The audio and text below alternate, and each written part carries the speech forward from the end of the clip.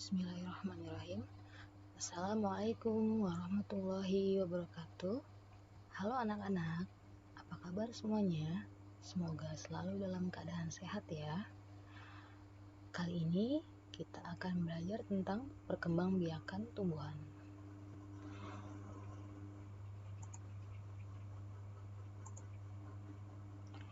Perkembangbiakan tumbuhan itu dibagi dua.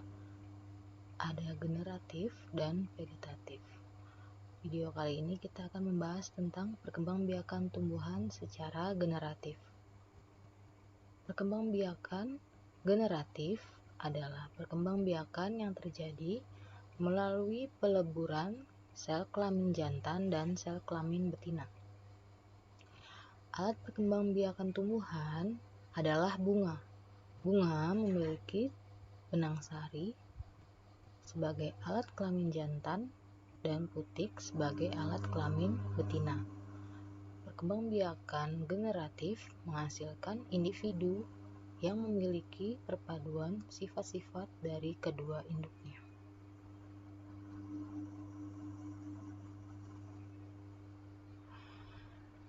Ayo kita perhatikan bagian-bagian bunga. Pada gambar ini, bagian bunga terdiri dari mahkota, kepala sari, benang sari, kepala putik, tangkai putik, bakal biji, kelopak, dasar bunga, dan tangkai bunga. Tangkai bunga adalah bagian yang menghubungkan bunga dengan batang. Tangkai bunga menggembung pada bagian ujungnya, membentuk dasar bunga. Mahkota dan kelopak adalah perhiasan bunga. Sedangkan benang sari adalah alat kelamin jantan dan putik merupakan alat kelamin betina. Di dalam bakal biji terdapat sel telur dan inti kandung lembaga sekunder. Berdasarkan kelengkapan bagian-bagiannya, bunga dibedakan menjadi dua, yaitu bunga lengkap dan bunga tidak lengkap. Bunga lengkap adalah bunga yang memiliki semua bagian bunga, seperti kelopak, mahkota, benang sari, dan putik. Contohnya pada gambar adalah bunga sepatu. Contoh lainnya bunga mawar dan bunga melati. Sedangkan bunga tidak lengkap adalah bunga yang tidak memiliki salah satu atau lebih bagian bunga.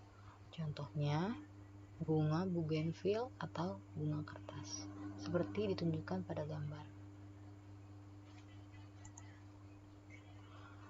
Berdasarkan kelengkapan alat kelaminnya, bunga dapat dibedakan menjadi bunga sempurna dan bunga tidak sempurna. Bunga sempurna adalah bunga yang memiliki putik dan benang sari. Bunga ini disebut juga bunga hermafrodit.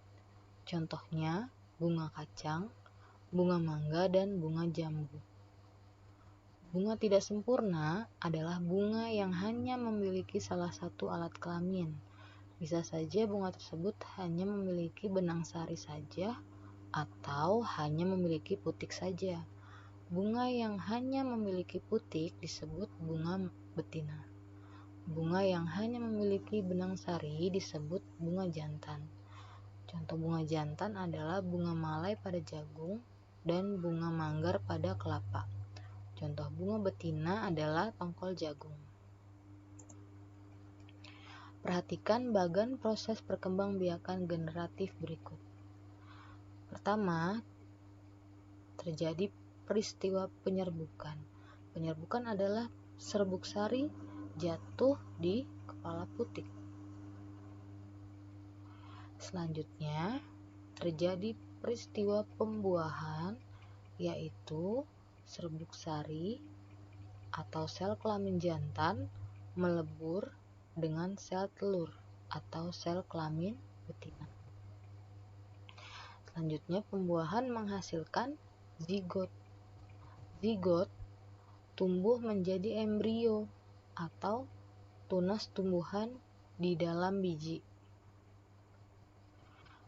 Biji berada di dalam buah. Selanjutnya, biji yang ditanam akan tumbuh menjadi tumbuhan baru. Kemudian berkembang, tumbuhan baru akan tumbuh menjadi tumbuhan dewasa. Tumbuhan dewasa berbunga dan menghasilkan biji kembali.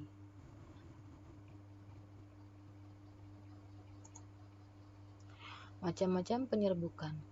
Berdasarkan asal serbuk sari yang jatuh di kepala putik, penyerbukan dibedakan menjadi 4 macam, yaitu penyerbukan sendiri, tetangga, silang, dan penyerbukan bastar. Penyerbukan sendiri. Perhatikan gambar, serbuk sari jatuh di kepala putik pada bunga yang sama. Sedangkan penyerbukan tetangga adalah serbuk sari jatuh di kepala putik pada bunga yang masih satu tumbuhan. Dia masih satu tumbuhan. Namanya penyerbukan tetangga. Sedangkan penyerbukan silang, serbuk sari jatuh di kepala putik pada bunga lain yang sejenis, tetapi berbeda tumbuhan. Dia masih sejenis. Antara ini dengan ini masih sejenis, tetapi berbeda tumbuhan, makanya disebut penyerbukan silang. Sedangkan penyerbukan bastar, serbuk sari jatuh di kepala putik pada bunga yang berasal dari tumbuhan yang berbeda jenisnya. Tumbuhan ini berbeda dengan ini, disebut penyerbukan bastar. Lebah membantu penyerbukan bunga. Hewan apa lagi nih yang membantu penyerbukan bunga? Penyerbukan dapat terjadi dengan bantuan air, angin, hewan, dan manusia. Penyerbukan dengan bantuan air atau hidrogami, contohnya penyerbukan pada ganggang air. Penyerbukan dengan bantuan angin atau anemogami, penyerbukan ini terjadi pada rumput-rumputan, jagung, dan padi. Tumbuhan yang penyerbukannya dibantu dengan angin biasanya memiliki bunga yang kecil dan ringan. Contohnya pada gambar ini adalah penyerbukan pada jagung. Selanjutnya penyerbukan dengan bantuan hewan atau zoidiogami. Contohnya penyerbukan yang terjadi pada bunga jambu, bunga jeruk, bunga pepaya, dan bunga kacang.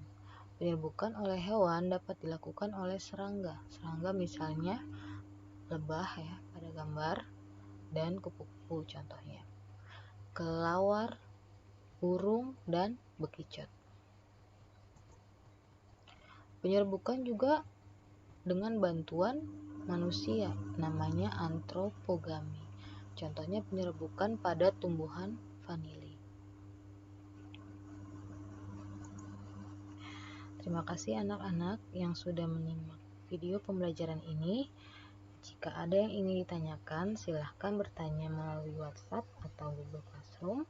Setelah ini, silahkan kerjakan LKPD yang sudah Ibu bagikan dalam Google Classroom. Selamat mengerjakan anak-anak.